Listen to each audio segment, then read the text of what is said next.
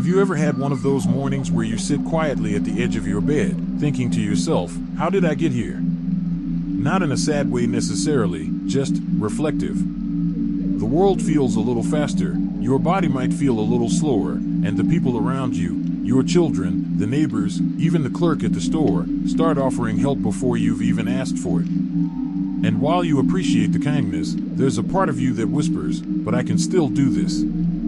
That quiet voice, that small but steady feeling inside, that's your independence. And it's still alive and well, no matter what age you see in the mirror. The truth is, independence doesn't disappear the moment you turn 65 or 70. It doesn't vanish just because you've retired or your kids now have kids of their own. If anything, this is the perfect time to reclaim your power, to reestablish control over how you live each day, and to remind the world, and maybe yourself, that you're still very much in charge of your own life. In this video, we're going to talk about what it really means to stay independent after 65, not just physically, but emotionally, mentally, and practically. Because independence isn't about being alone or refusing help. It's about having choices. It's about living life on your terms, making your own decisions, and feeling confident in your ability to take care of yourself, your way.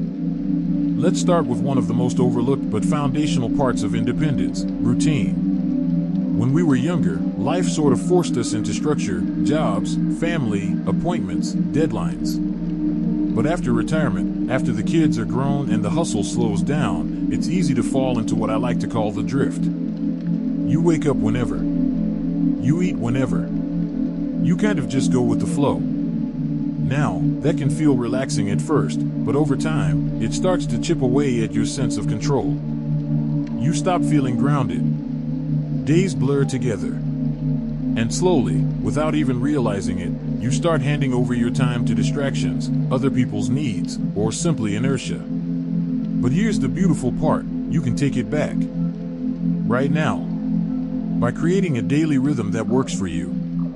I'm not talking about a strict schedule, I mean simple anchors in your day that give you direction and purpose. Maybe it's a morning walk around the block before breakfast. Maybe it's reading the paper with your coffee. Maybe you set aside the same time each day to work on a puzzle, call a friend, or cook something nourishing. The point isn't what the routine is, it's that you choose it. And that act of choosing is incredibly empowering. When your time has structure, even just a little, it reminds you that your life is still yours. That you are still steering the ship, even if the waters have changed. And with routine comes something else, physical independence. I know, this is the part where most people either get motivated or start tuning out. But hear me out, this isn't about going to the gym or running a 5K. This is about movement that keeps you doing the things you love. Because the reality is, independence fades fastest when we stop using our bodies. And I don't mean lifting weights or doing yoga on the beach.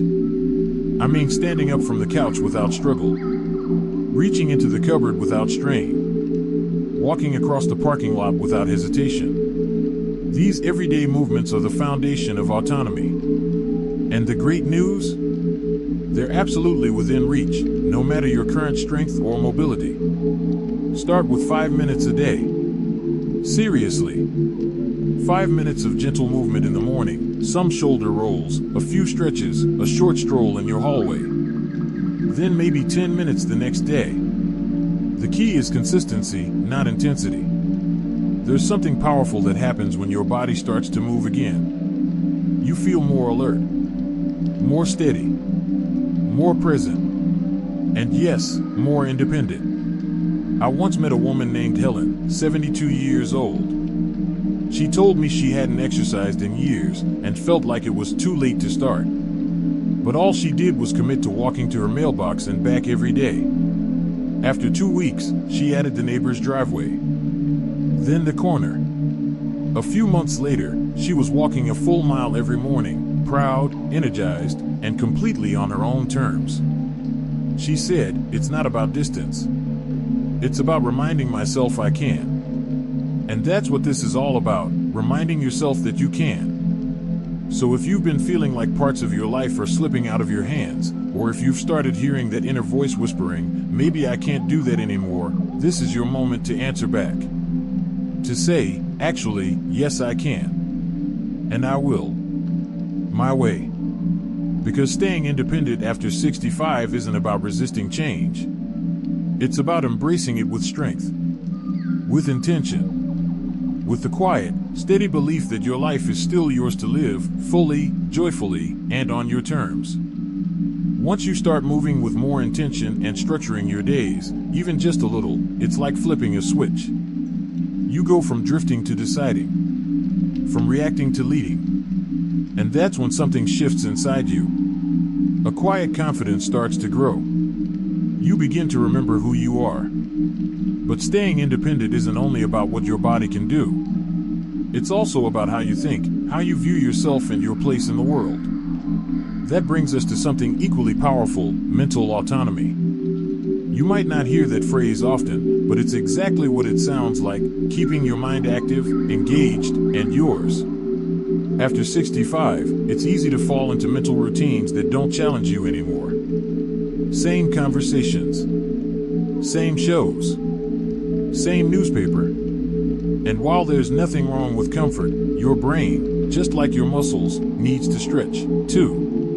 It needs curiosity. Newness. A reason to light up. That doesn't mean you need to enroll in university or learn 5 new languages. It might just mean picking up a new book that pushes you to think differently. Trying a hobby you've never dared to try before. Or having a conversation with someone who sees the world a little differently than you do. I knew a man, John, who took up painting at age 68. He'd never held a brush in his life. His first painting was, as he put it, a mess of colors that looked like spaghetti. But he loved it. Not because he was great, but because it made him feel alive. He said it gave his days a new layer. That's the beauty of keeping your mind challenged. It adds new color to your life, no matter your age. And don't underestimate the power of learning something small. Maybe it's using your smartphone a little more. Asking someone to show you how to FaceTime the grandkids. Exploring online classes or watching a YouTube video on something you've always been curious about. Every new thing you learn, even if it's tiny, is another piece of your independence returning to you. But it's not just about feeding your brain. It's also about keeping your identity intact. Because here's something that happens to a lot of people after retirement. They lose their titles. You're no longer the boss or the teacher or the one people go to for answers. Sometimes, your kids start making all the decisions. Doctors speak about you like you're not even in the room. And it chips away at how you see yourself. That's why one of the most powerful things you can do to stay independent is to reclaim your voice. That might sound dramatic, but think about it. When was the last time you truly spoke up, not in frustration or as a complaint, but in calm self-assurance? Maybe it's as simple as choosing the restaurant for dinner instead of going along with the group. Maybe it's telling your doctor you'd like a second opinion, or asking your family not to assume you're free just because you're retired. It doesn't have to be loud. It just has to be clear. Your voice matters. Your preferences matter. You've spent a lifetime making decisions, solving problems, raising people, running things, and that wisdom doesn't fade just because your hair turned silver. If anything, it shines brighter now. I remember chatting with a woman named Margaret. She told me she'd started doing something simple that changed everything, writing down her weekly intentions. Not a to-do list, but a short sentence or two. This week, I will choose what I want for lunch every day. Or, this week, I will speak up when I disagree. She said it helped her reconnect with herself, and that her family started responding differently too. More attentively. More respectfully. Because the truth is, when you treat yourself like you matter, other people start to see it, too. And while we're on the subject of being seen, let's talk about connection. Independence doesn't mean isolation. In fact, true independence often includes knowing when and how to ask for help, but on your terms. One of the biggest myths we carry is that asking for help makes us less independent. But really, it's the opposite. Knowing who you can rely on, and when to reach out, actually strengthens your confidence. It means you've built a network that supports your freedom, instead of threatening it. The key is in the intention. Are you asking from a place of helplessness, or are you asking from a place of choice? There's a difference between saying, "I can't do this without you," and saying, "I'd like your help, but I've got this under control." That distinction might feel small, but it's deeply empowering. It keeps you in the driver's seat. It shows others that yes, you're still strong, you're still capable, and you've simply learned the value of community along the way. And let's be honest, having someone to lean on from time to time doesn't make you dependent. It makes you human. So as you think about your own independence, don't imagine it as a lonely road. Picture it more like a garden, rooted in self-trust, watered by your routines, your choices, your passions, and supported by a few trusted hands who care enough to help it grow when needed. You don't have to do everything alone to prove your strength. You just have to live with intention and let the world see that you're still very much in control of your own story. So now, you've got this image in your mind, a life after 65 that doesn't shrink, but expands. A life where you don't just drift through your days, but guide them. Where you move your body not to impress anyone, but to keep doing the things you love. Where your mind stays curious, your voice stays clear, and your world feels full, not because it's loud, but because it's yours. And that brings us to one last piece of this puzzle, purpose. Because at the heart of independence isn't just the ability to manage tasks, it's the feeling that your life still has meaning. Maybe your job is done. Maybe the kids don't need you like they once did. Maybe you've lost people, or places, or even parts of yourself along the way. That's real. That's life. But it doesn't mean your purpose is gone. It just means it might be changing. Purpose doesn't have to be big or dramatic. You don't need to launch a foundation or write a book, unless you want to, of course. Sometimes, purpose is found in the small acts that remind you that you matter. Like checking in on a neighbor who lives alone. Growing a few plants on your balcony. Cooking a family recipe and sharing it with someone new. Saying something kind to a stranger. Learning something you've never tried before. Showing up for yourself, and maybe, when you're ready, for others too. Purpose is a quiet kind of power. And the beautiful thing is, you get to define it. No one else. Not your age. Not your family. Not society. You.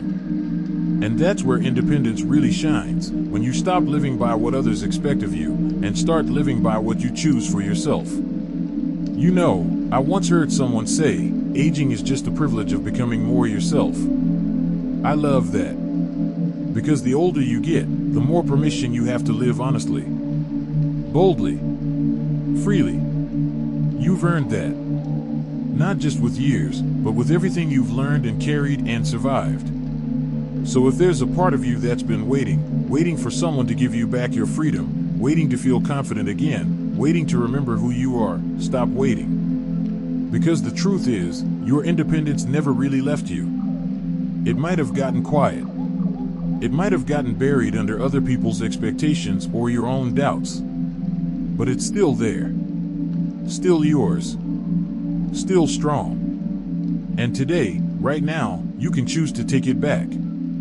Start small. Choose one thing this week that reminds you that you're in charge. One walk. One conversation. One decision you make for no one else but you. Let that one thing become a habit. Let that habit become a lifestyle. And let that lifestyle become the proof that your age does not define your freedom, you do. And when you do, the world around you will begin to shift. People will see your strength, not because you've shouted it, but because you've lived it. Quietly. Consistently. Powerfully. You'll become an example, not just for your children or your community, but for yourself. A reminder that it's never too late to live boldly, to move confidently, and to be proud of the life you are still shaping every single day.